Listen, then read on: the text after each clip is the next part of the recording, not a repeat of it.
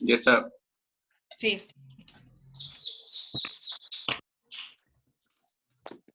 Ahí voy.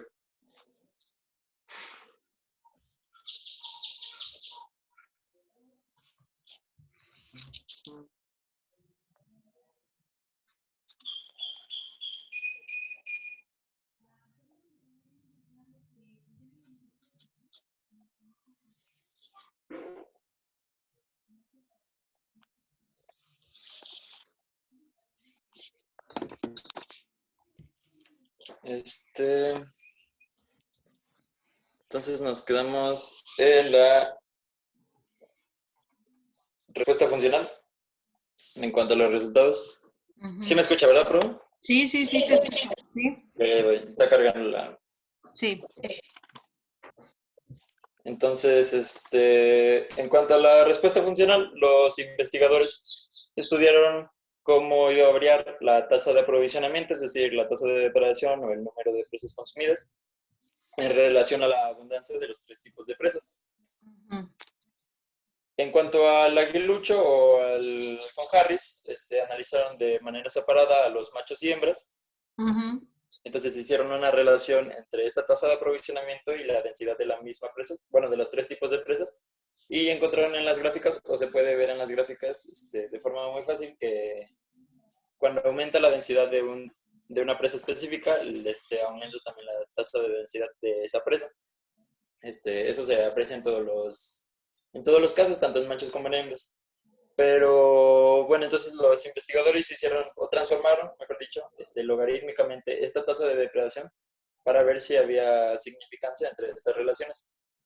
Entonces, al hacer el análisis, vieron que existe una relación positiva entre lo que es la tasa de aprovisionamiento y la densidad de la presa del urogallo rojo para Ujú. ambos casos, para machos y para hembras. Es las dos primeras. Ujú. Eso se aprecia bien. Pero Sí. para el caso de estos pájaros pipits o meadow pipits que dice aquí, únicamente se encontró esta relación positiva para machos, pero no para hembras, y de igual forma se ve cómo la dispersión de los datos apunta a eso, pero en hembras no.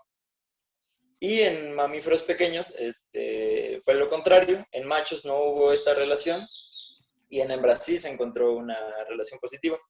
También se puede ver por la dispersión de los datos.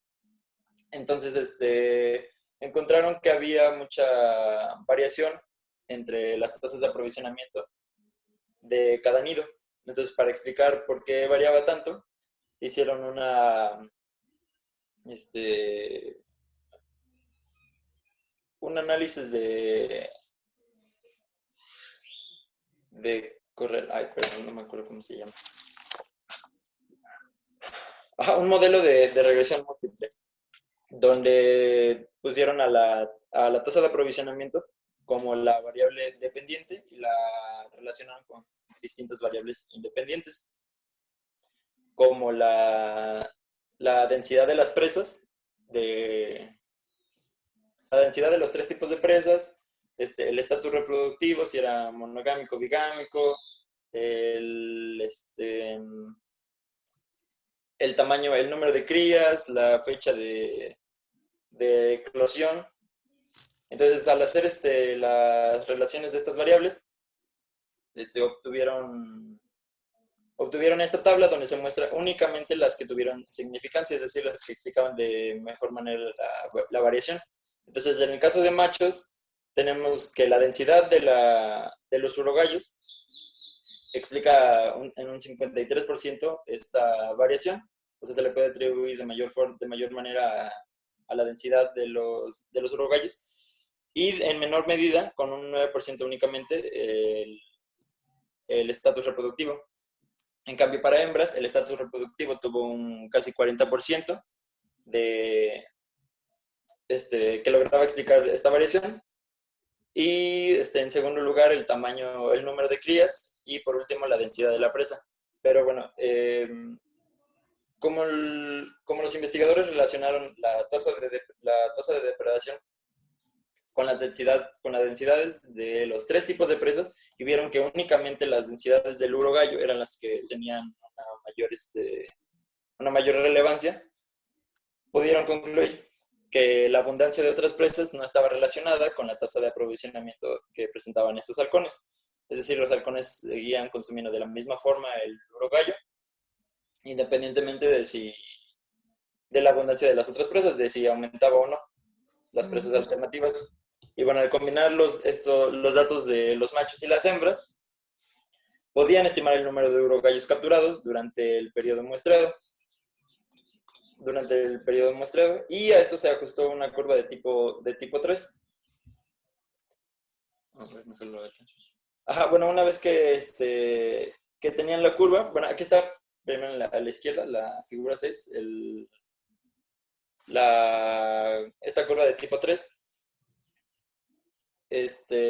Y bueno, una vez teniendo la curva podían saber a qué tasa o porcentaje eran capturadas las presas y también saber la proporción de presas que estaba disponible. Esto se ve en la gráfica de al lado, la figura 7, la de la derecha, donde se compara la densidad de la presa con el porcentaje de presas tomadas a diferentes densidades del depredador, que son las diferentes curvas. Entonces vemos que los halcones tienen una mayor, tomaban la mayor proporción de presas a una proporción de aproximadamente entonces 67 urogallos por kilómetro cuadrado. Y de igual forma se puede ver que a densidades altas del depredador, es decir, la curva de hasta arriba, aprovechan aproximadamente un 60% de las presas disponibles. Y bueno, de forma rápida, en cuanto a los peregrinos, ya que colectaron los pellets y analizaron los restos, vieron que el urogallo es la segunda presa más común. Entonces trataron de hacer la relación en un inicio, es la relación del porcentaje que consumían con la abundancia de esta presa, y vieron que no había relación, pero esto podía deberse más que nada a una situación metodológica, porque no todos los nidos tenían la misma disponibilidad como que de superficie donde forrajear. Bueno, es lo que más o menos logré entender. Entonces, se debía a su posicionamiento de los nidos y la disponibilidad del área de forrajeo. Entonces, para arreglar esto, combinaron el área disponible de cada nido con la densidad del urogallo presente igual de cada nido para estimar el número de urogallos disponibles, especiales para cada nido. Entonces, ya que hicieron esto, sí encontraron una relación significativa entre las variables, y a estos datos se le ajustó con mayor proporción una curva de tipo... Una curva de tipo... Así se puede ver. Una curva de tipo 2 que cumple todas las características a menor densidad del urogallo. Existe una baja tasa de depredación, y gradualmente, conforme va aumentando la densidad del urogallo, va aumentando la tasa de depredación hasta que llega más o menos al nivel de saciedad. Ahora, bueno, al final le pregunto algo. Esto es en cuanto a resultados. Sí. Bueno, para la discusión no se encontró evidencia de que las densidades de reproducción de los aguiluchos estuvieran relacionadas con la densidad de los urogallos. Hay poca evidencia de la respuesta funcional a pequeños mamíferos. Dentro de esto se menciona la hipótesis de la presa alternativa, que dice que la dieta de los urogallos, no, de los depredadores generalistas, cambia según la fase de la presa principal. Y esto puede causar efectos sobre la presa alternativa. Y bueno, la poca evidencia de la respuesta funcional a pequeños mamíferos, en contraste con la de la presa alternativa, dice que el impacto en el urogallo puede ser mayor en años cuando los mamíferos pequeños son más abundantes. Siguiente, por favor. Perdón. Bueno, en cuanto a las respuestas funcionales, la respuesta funcional fue de tipo 3, sigmoidea de tipo 3, y la respuesta funcional de los aguiluchos a la densidad de los urogallos indica que los pequeños cambios en la densidad están relacionados con cambios en la tasa de depredación de los aguiluchos. Estos pueden cambiar sus patrones de caza según aumente la densidad de los urogallos. Siguiente, por favor. Los aguiluchos presentan respuestas numéricas a las presas pequeñas y funcionales a los urogallos. Esto puede ser por la disponibilidad estacional de los urogallos, ya que en primavera los aguiluchos empiezan a cortejar a las hembras y también los urogallos crías empiezan a nacer. Entonces las hembras de aguiluchos se ven más atraídas por los machos que tienen una como mayor cantidad de provisiones, se puede decir, y para los aguiluchos machos es más fácil cazar urogallos crías. Y siguiente. Y finalmente la depredación por los peregrinos parecía ser inversamente dependiente de la densidad, o sea que la depredación por peregrinos puede tener un efecto desestabilizador en el número de los urogallos. Pero bueno, esto no se comprobó al 100% porque hacían falta más estudios, ya que se suponía que el consumo era constante en todos los territorios, pero pues eso no es así. Así que faltan más estudios para la depredación por peregrinos. Siguiente. Bueno, en cuanto al impacto que tuvieron las rapaces en el urogallo, además de las ya mencionadas respuestas numéricas y funcionales, el potencial de los aguiluchos para limitar las poblaciones de urogallos a baja densidad se incrementa todavía más por 3 factores. El primero de estos es que los urogallos anidan de forma selectiva en el brezo.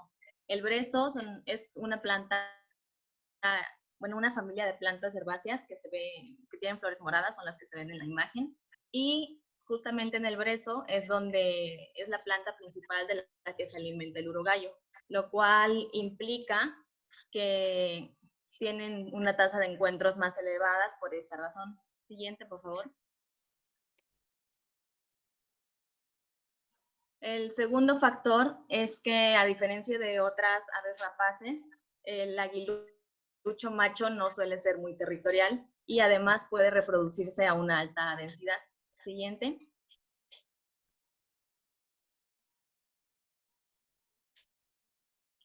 Y el tercero de estos factores es que otra peculiaridad que tienen los aguiluchos es que pueden ser polígamos. Entonces, esto implica que si las densidades de machos son altas, es muy probable que las densidades de hembras sean todavía más altas. Por lo cual, esto puede explicar cómo sus densidades, la proporción de aguiluchos es alta en comparación de los urogallos, en contraste con otras rapaces que son monógamos y territoriales, como lo es el peregrino, y que además no se encuentra restringido únicamente al mismo hábitat que el urogallo. Siguiente, por favor. Ellos estudiaron la depredación en la época de cría, ya que los requisitos de alimento eran más altos y de esta forma podían obtener resultados más precisos. Pero nos mencionan que es probable que las tasas de depredación no solamente sean altas en esas épocas del año, sino también en otras, ya que Picozzi en 1978 sugirió que las hembras pueden consumir muchos urogallos adultos antes de que comience la puesta de huevos, por lo que en este periodo también sería alta la depredación. También en el caso de los urogallos, los machos suelen irse cuando se terminan las presas alternativas, pero muchas hembras se quedan todo el año. Y las hembras comen presas más grandes que los machos. Además de que en el caso de los peregrinos, los machos, como son territoriales, se quedan todo el año en el páramo. Pero a pesar de que sí se quedan, consumen mucho urogallo también en primavera y en invierno, ya que al observar los pellets se dieron cuenta que la proporción de urogallos en su dieta era más alta en los periodos de invierno y de primavera que incluso en los de verano, que es donde realizaron el estudio. Siguiente.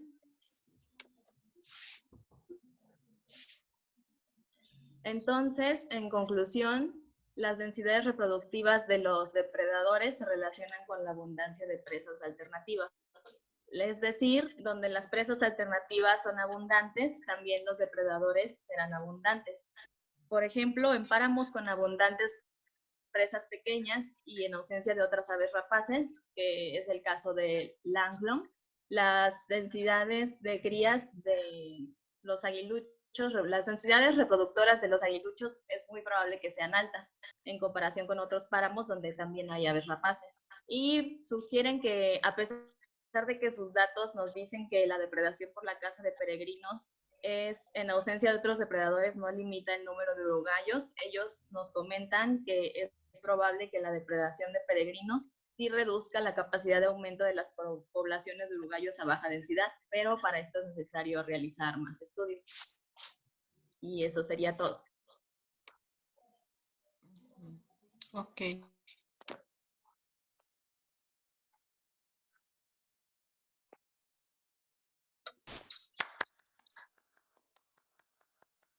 Mm.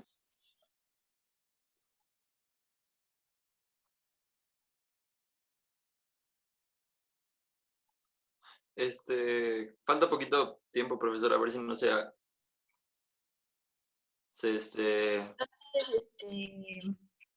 Entonces,